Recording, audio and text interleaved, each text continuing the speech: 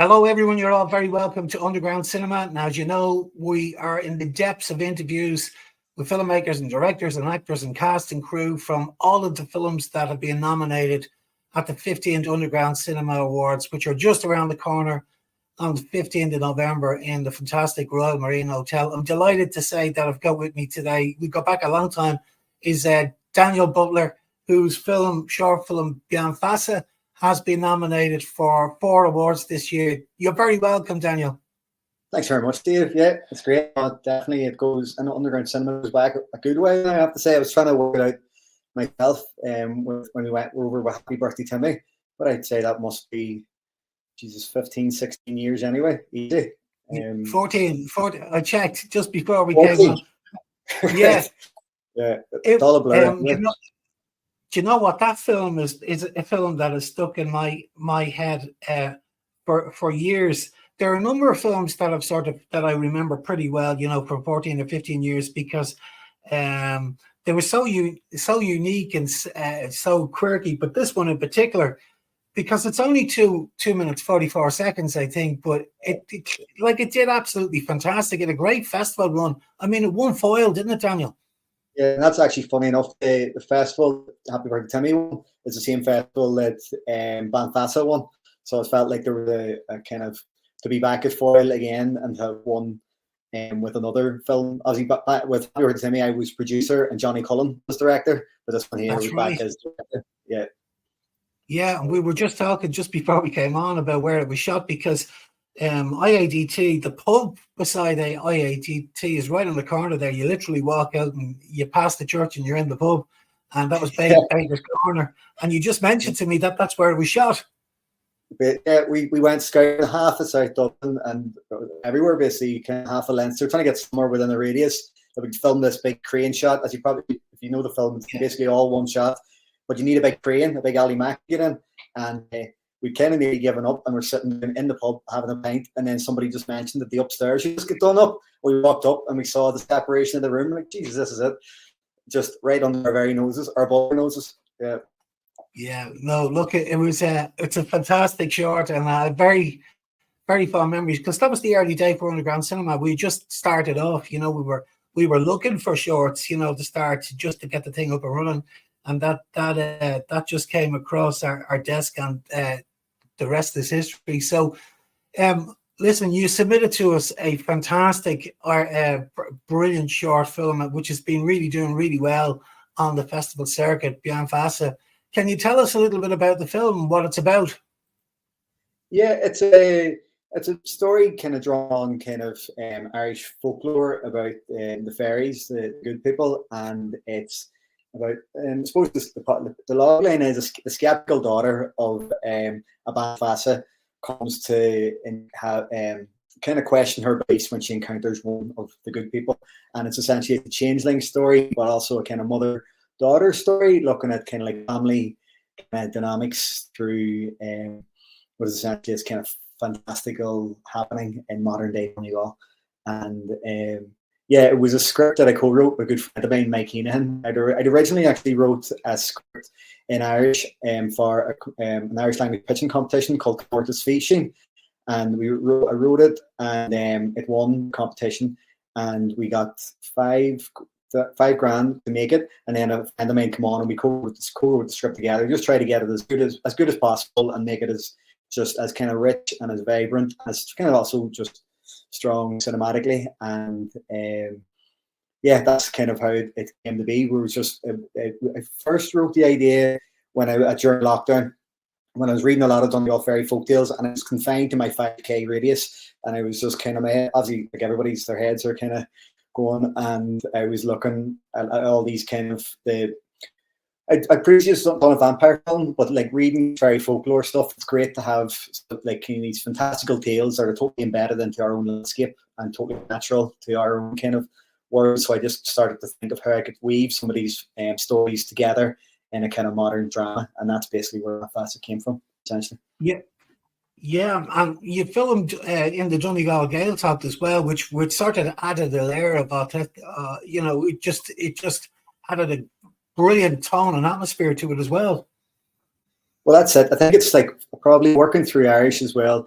It's hard to say to do a New York cop drama set and like all you're kind of up against it, but it's trying to find a way to play to your strengths as well and your unique kind of capabilities and the stories that we can kind of tell well through Irish, and definitely with Donegal with fairy folklore.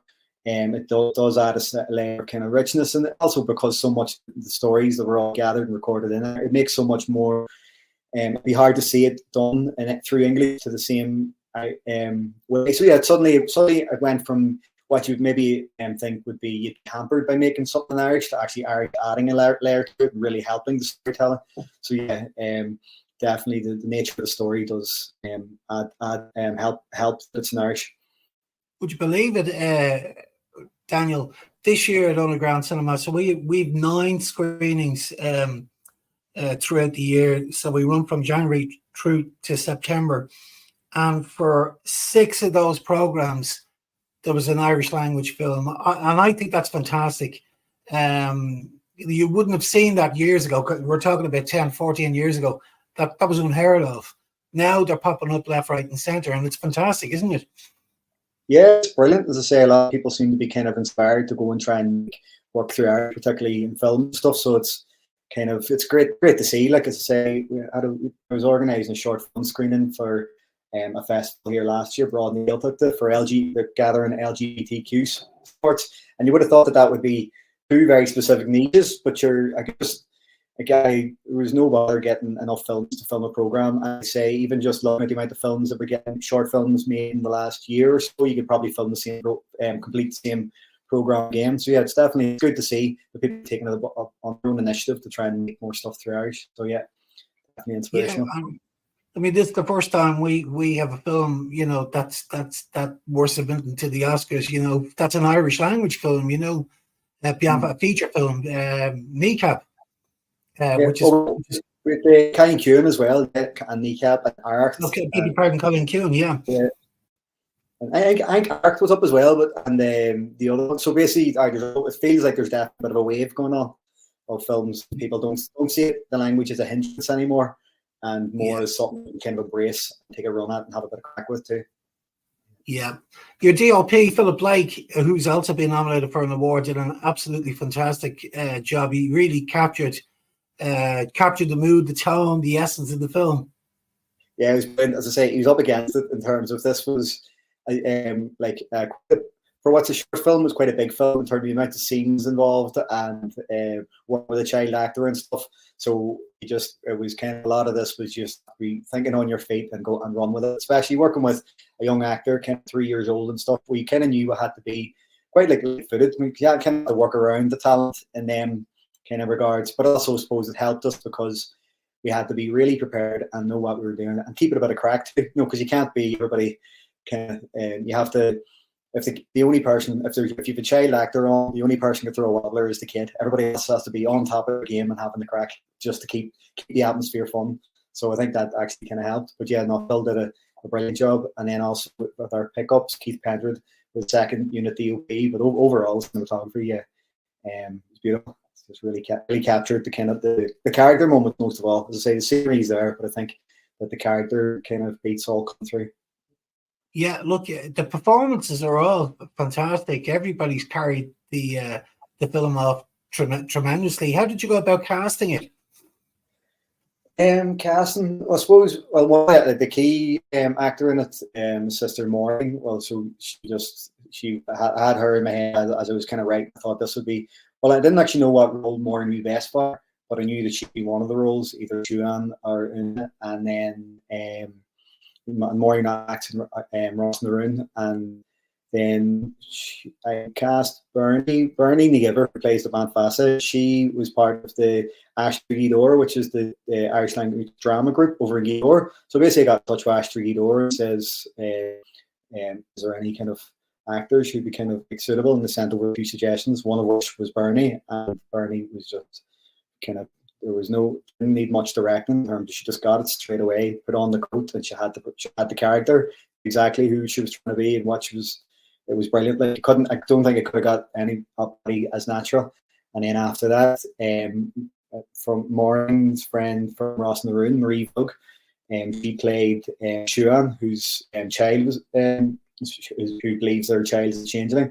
And once again, of all the actors, she's so natural, like just so believable. Just it's which is hard, like, because as I say, it's quite a fantastical thing to say. Oh, my kid's been taken by the fairies. Like, during you're taking a bit of a leap there. People think, but so I knew straight. If we don't believe that she believes that the struggle for the film to get off the ground, whereas Marie could just deliver that with such natural kind of, and you believe, you totally were with her. And then my wee cousin Fakra, he's only 3 years of age, so he plays the young kid, Oshin, which obviously we thought it would be a challenge in terms of casting somebody so young, but like, just as a kid, I don't know, anybody will see the film, just know he's really natural, and he's just so good, and he just couldn't have been better, and he's kind of basically steals every scene with his kind of big blue eyes and just great presence. And and then Connor Couples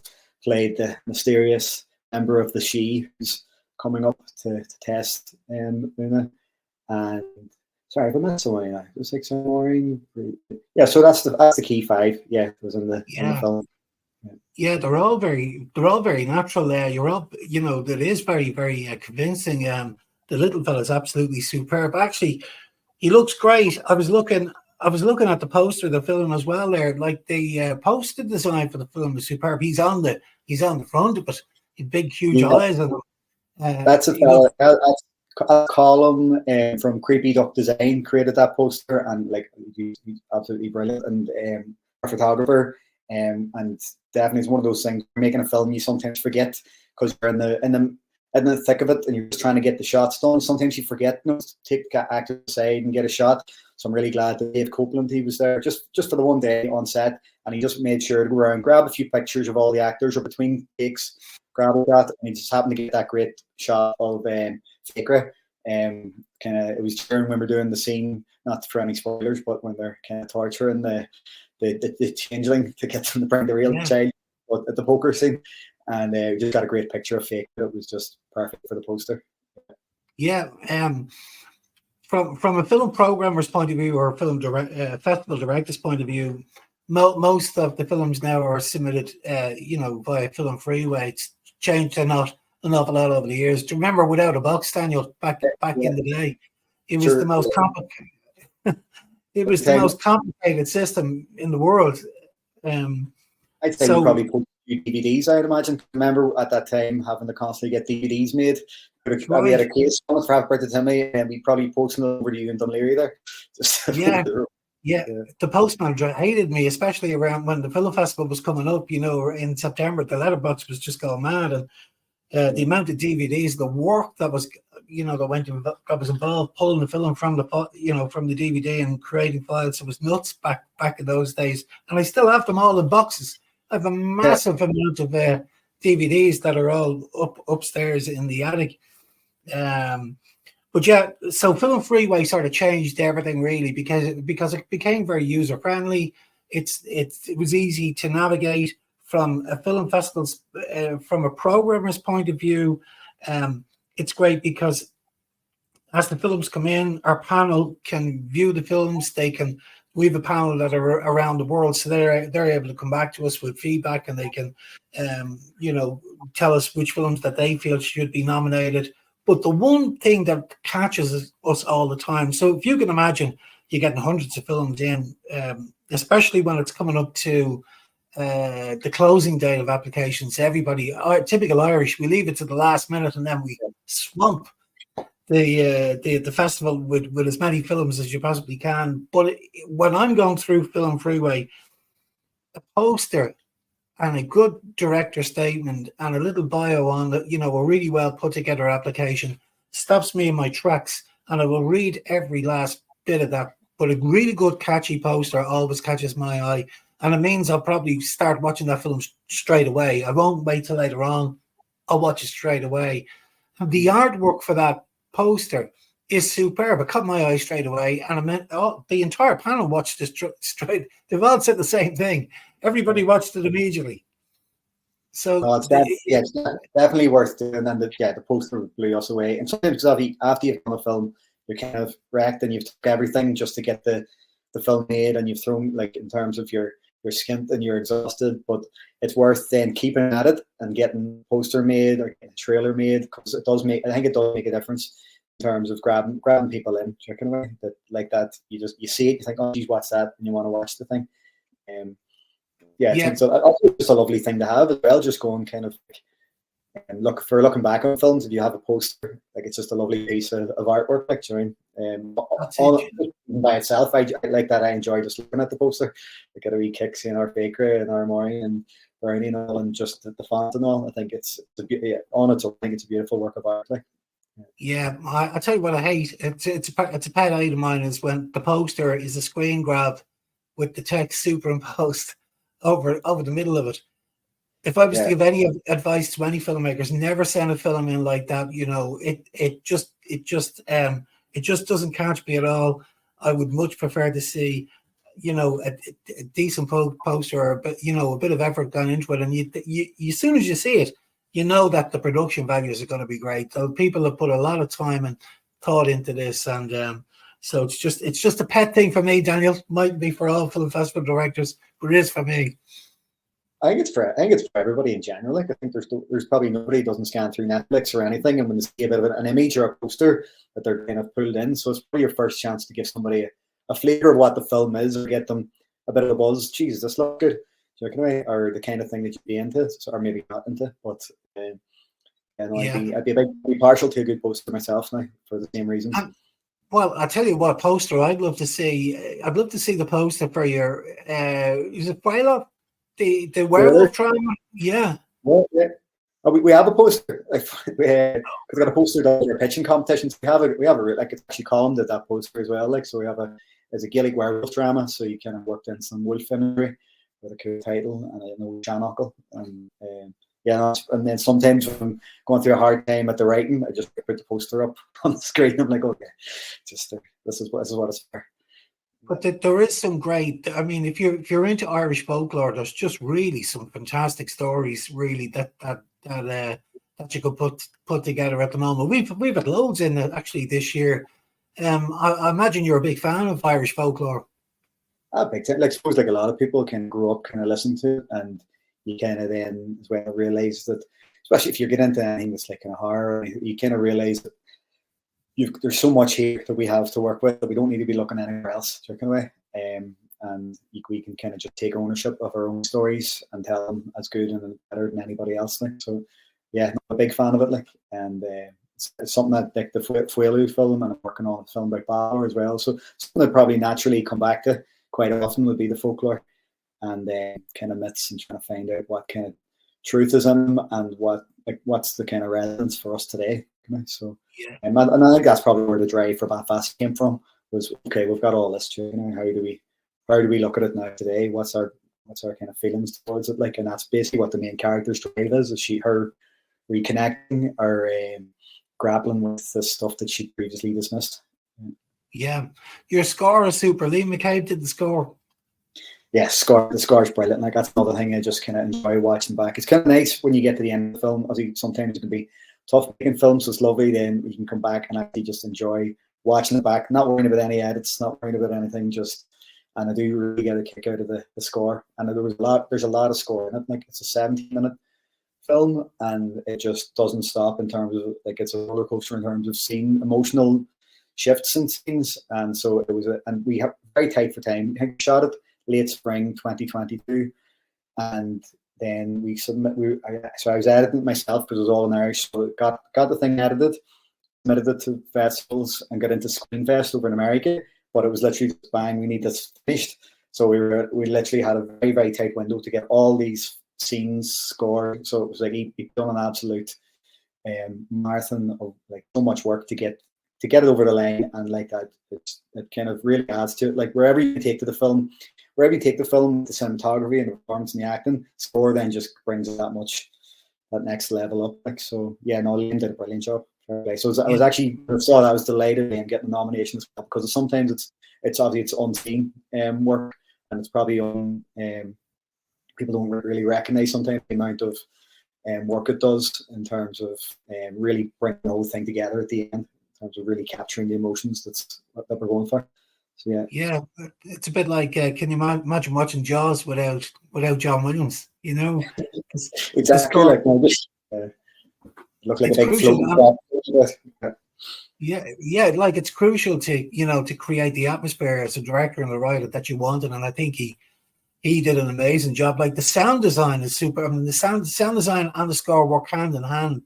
You must be Yeah, really pleased with the sound design. delighted. That was Jim Latimer did the sound Yeah, design, and like that working in tandem between the sound design and the score to try and just bring in like because it needs to be a whole experience, and that's why it was lovely actually seeing it. Because it was I think it was still during the end. No, like we weren't able to go to Screenfest for its world premiere, but we our previous film Afterlife, which is a vampire film, had screened all through lockdown essentially. So it was basically all like called online or virtual screening. So it's lovely to get to see Bean Feasa in an actual cinema after having a proper sound mix, and it really does like stand like, yeah, to be totally immersed in the film and just kind of go on a journey with it. Yeah. yeah. And the film, how's it? Have you sent it off to the international film festivals? And if so, how's it gone down internationally? I've done well. Like it premiered at Screenfest, which would be the biggest horror festival in America. So it got its world premiere in the TCL Chinese cinemas, and then it done well. It just screened it a good lot of other festivals are, and then that it won the foil, which was just we were up beside ourselves with that, like over the moon. And its Irish premiere was in Cork, so it's done very well for a film that was made for $5.5 grand, I think, and like just quite tight budget with a really kind of small, passionate kind of team. We're absolutely like delighted with the journey we went on it with, and it's actually 2 years. It was 2 years on Friday since we done the world premiere, and usually you do like so. This year wasn't really pushing it around festivals in terms of just it takes a lot of, as you probably know, money and time to be putting into it. So going to release it now this week online, people to watch, just enjoy now. Yeah. And was there any funding at all, Daniel? Yeah, we won a pitching competition called Comórtas Fishing. It's an Irish language pitching competition in Dingle in Kerry. And I think, yeah, so that funny enough, it was during COVID, so maybe it was an online pitch, and we won that. And I think that was $5 grand, but they gave us 500 COVID money as well. Like, and then like that, you get to the end, like it seems like a couple of quid. You're trying to do a kind of pretty ambitious short in Donegal. It kind of, yeah, it was challenging to do it under that budget as well. So it was, but like I edited it all myself. We filmed it all locally. All the cast and crew, a lot of them were kind of early cast. We were all local, like so. Yeah. I mean, it's TV quality. You know, it's the grade is super on it. It really looks really well. How many days were you shooting in Donegal? It was 4 days in Donegal, but we packed out the 4 days in terms of all the locations, none of them more than 10 minutes apart. Essentially, was the rule, like all literally 5-10 minutes over the road, and to keep that just to be able to be quite light-footed, chicken away, and so we got a great wee house, great wee location, just 5 minutes from my own house here. The furthest we went away was the chemist scene. The chemist at the start, that was about 15 minutes away in Door, and then the rest of it was here in Clonmere. So I think that helps with trying to do a schedule. Unit moves can take a lot out of your day, so if you can manage to keep everything contained. But we're probably one of the things, while there's not a lot of filmmaking resources like gear houses or kind of a lot of crew or anything, but one thing Donegal does have is locations. So thankfully that we had enough close by to be able to do the whole film out. Yeah, no, it looks great. So, what's next on the cards, Daniel? What are you working on now? That werewolf film you mentioned, Werewolf film, yeah. So just literally got first time I ever got development support from Screen Ireland to write a script for that. So I've already got a 30-page sample script. I'm trying to just get a full script and get that on the road to getting made. Hopefully in the next, I'd love to make it at this Easter, but Easter afterwards. It's set during lambing season, so it's kind of very specific time that we'd love to be filming it. Like, but yeah, no, at the minute, working on feature script. Fantastic. I would imagine there's an awful lot of work involved in pre-production for that. Are we talking about CGI in this, or are you going for the traditional effects, or? Well, fair enough, we've actually done a lot of we submitted for a short film scheme that we didn't get, but we're shortlisted. But in going for that, we managed to get basically a lot of the wolf design is already done. So we worked with Odyssey Studios, who are the big kind of effects studios in Limerick, and went on a journey where they eventually designed. So we're looking at practical four-legged kind of wolves, but like a lot of them questions going in. The first question somebody will ask you, you're doing like a werewolf film, is how do you do it? And thankfully, they're not the biggest questions at the minute in terms of we're feeling quite confident and aware what because werewolves in terms of they're like sharks, like you were just mentioning Jaws, kind of land sharks. And you show too much, you show too little. So we're trying to we can now just focus on the script because we kind of know how we do the wolves. Yeah, look forward to that. I mean, we've had our fair share of banshees now. We haven't had too many werewolves, so yeah, that could be great. Yeah, hopefully now very soon. The next 2 years or so, we'll have Gaelic werewolves to bring out. Yeah. I'm like you know, a feature it's ambitious, you know, because a feature is a completely different animal, Daniel, isn't it? To a short film. I mean, it's a different ball game altogether. That's it. The big thing is the money. You know, that's really at the end of the day, it's all about the money. Are you looking at private investors? Are you looking for funding from Screen Ireland? Are you looking for how are you going to fund it? Yeah, well, as I say, working on the script, working on this film with Maggie Ryan, who produced Bean Feasa and produced the last film, Afterlife. So that's going to be her kind of. The main thing is I look after kind of just getting a strong script as possible. So it's just kind of the film looks like it's about to take off the page, and that she will kind of look at we'll look at Ireland and abroad as well, because even just internationally, people do have an interest in stories we have to tell here. So hopefully a mixture of both. Hopefully a mixture of funding from here and abroad, because I do think it's kind of film that will probably interest people. For their field, you kind of want it both. You want film that we can enjoy, but also that others enjoy as well. And even the good thing about Bean Feasa getting its premiere Screenfest in America, just in terms of just that there is an interest for our stories beyond, because we're a very obviously small island, and if we were only making stuff we could enjoy ourselves, it's just tough to get made. But I do think because Maggie went to a pitching competition in Portugal there, the Fest New Directors, and she won an award for a pitch for Fuelu. It seems like there is an interest there and an appetite for a new kind of werewolf story. So hopefully, fingers crossed. As I say, they're all bridges to be crossed, but sure, we're happy to have a run with it anyway. Yeah, it's a genre that you know it's a really exciting genre. You know, horror folklore. There's a huge market for it as well. But I was just thinking about you know the green wave that's going on at the moment. We've been talking about it for the past couple of interviews. Is that it's fantastic at the moment to see some independent Irish features now hitting the mainstream cinemas, like, you know, the IMC, Omniplex, because like 10, 15 years ago, that was really unheard of. So there's at least six Irish films I could rattle off now that have been in the cinema. And they're not just been in the cinema like for 4 weeks. We're talking 6-week runs. It's fantastic, really, isn't it?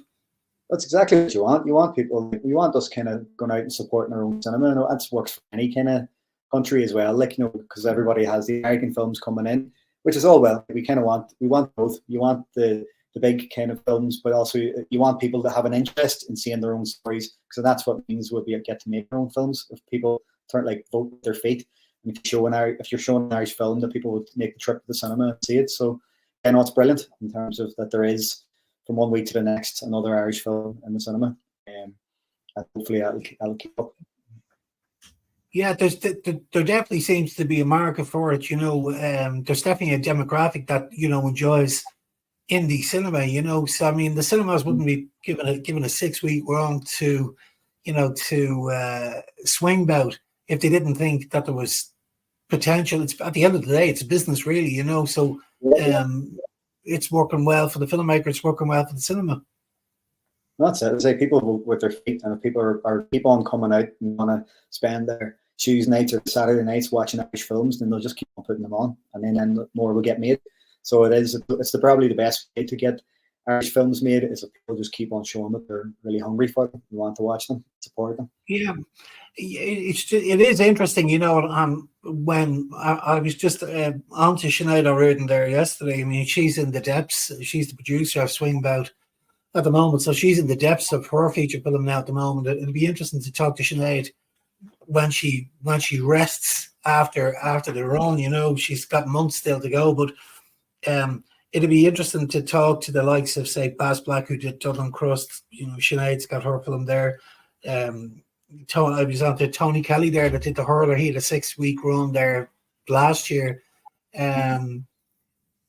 Just about their experience with regard to negotiating a deal with the cinemas, because I can remember in my time, you know, it was next to impossible. The percentage box office split was very much in favour of the cinema, which I understand, but the filmmaker got next to nothing from it. I can tell you. There must have been a change of heart with some of the cinemas, to be honest with you, if they're going down the road of independent Irish cinema in their big screens.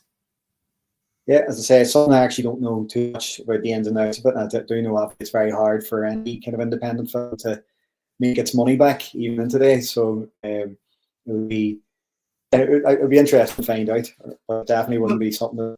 I think it's at the very least kind of good that they're there and getting seen or whatever, whether they are they're making their budgets back through the release or make it back through other ways. But I think just at the very least, when you make a film, you just want it to be seen. You just want people to enjoy it. You want to watch it with other people. Like, so at the very least that there is a space there that we can kind of show our films in our big cinemas. Yeah, I think, you know, Irish filmmakers, they're absolutely brilliant at making films. The stories are great. There's no shortage of ideas for you know, for indie cinema. I think where the fall down is the business side of it. You know, I mean, I know hundreds of filmmakers from all over Ireland, but a lot of it, you get a lot of, you know, the films are actually made. They have their festival run, and that's sort of it. You don't really hear about them. As I said, I've got a box of hundreds of films that were made, including probably Happy Birthday Timmy, sitting upstairs in the box. That'll probably won't, you know, very rarely seen again, unfortunately. But I think that's where young filmmakers, or indeed even older filmmakers, could do with learning a little bit more about the business end of things. You're not just making films for the sake of making films. It'd be interesting to hear from these guys that have got their features into cinemas there just recently. How did they do it? And, you know, can you share the information so others maybe can follow? Yeah, well, that's it. I'm sure everybody's trying to figure it out as they go along, because the industry and everything is changing as you go. So the minute you know something, the thing will change. So it's definitely a make it up as you go kind of thing, and hopefully they are getting their budgets back and getting enough support that they can go again, because I suppose a lot of it is just to be able to keep doing this work. Yeah. Well, look, it's been absolutely fantastic talking to you, Daniel. And as I said, we all really, really enjoyed the film. We thought it was great. Please pass on our congratulations to the cast and crew. They did a wonderful job. I can't wait to see this feature film. I'm sure it's going to be fantastic when you finally get it over the line. Yeah. It'll come. The wolves will come running eventually. We'll get there. Yeah. And thanks very much. I'm also delighted that even just had producers, Maggie Ryan, because she was a massive part in getting this over the line. A lot of times when you see the awards nominations, you might have the director or maybe the writer. So it's actually lovely to see up on the website Maggie's name as well, like, because it's a whole team effort like that between cast and crew and absolutely everybody else. So yeah, no, we're delighted with the nominations, and thanks a million for all that. Yeah, not at all. It was Ian Hunt Duffy from Failsafe Cinema Films said to me years ago that the best film award, he said, Dave, that is a producer's award, make no mistake about it. That's because normally you'd see the director's name after it, you know. Yeah. And he's you know, he's right, because the amount of work that goes into as a producer to get the film over the line is absolutely unbelievable. It's a mammoth task. So Yeah, she did a brilliant job. Absolutely, and thoroughly well deserved nomination. Brilliant. So yeah, no, thanks, man. It was lovely chat, and yeah, we're looking forward to the awards now in Great. another few weeks. Okay, Daniel. Good. Take Thanks, care. man. Bye-bye.